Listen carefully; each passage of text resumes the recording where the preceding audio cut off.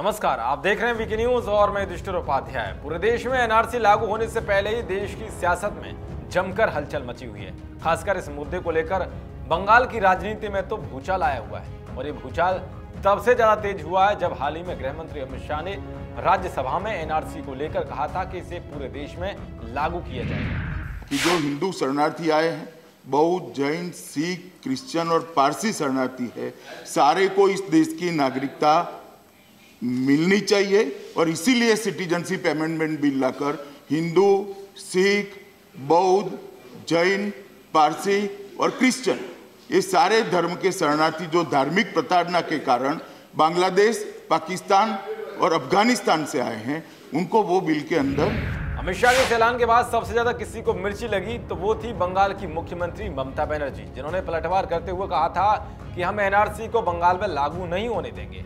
इन सब बातों के बीच अब शरणार्थियों को लेकर ममता बनर्जी ने एक बड़ा फैसला किया है जिसने राजनीति में बवाल ला दिया है। दरअसल सीएम ममता बनर्जी ने 1971 के बाद से बंगाल में रह रहे 12,000 शरणार्थी परिवारों को जमीन का अधिकार देने का फैसला लिया है। ममता बनर्जी ने सोमवार को कहा कि हमने पूरी तरह से सभी शरणार्थी बस्तियों को नियमित करने का फैसला किया है क्योंकि ये अब लंबा समय हो गया है। 1971 के बाद से इन लोगों को घर या जमीन के बगैर लटकाए रखा गया। मेरा मानना है कि शरणार्थियों के भी अपने अधिकार होते हैं। राज्य सरकार पहले ही उन 94 रिफ्यूजी कॉलोनियों को रेगुलाइज कर चुकी है जो राज्य की जमीन पर बनी हुई है। तो बीजेपी नेताओं ने ममता पर आरोप लगाते हुए कहा है कि राज्य में सत्तारूढ़ तृणमूल कांग्रेस बांग्लादेश से आए अवैध अप्रवासियों को बचाने की कोशिश कर रही है क्योंकि लोग पार्टी के मुख्य वोट बैंक हैं और एनआरसी पूरे राज्य में लागू होना चाहिए। तो राजस्थान में एनआरसी लागू होने से पहले कांग्रेस के खेमे में हड़कंप मचा हुआ है क्योंकि आज से 6 साल पहले पाकिस्तान से आकर एक हिंदू परिवार राजस्थान में बस गया था, जिसे हाल ही में गहलोत सरकार ने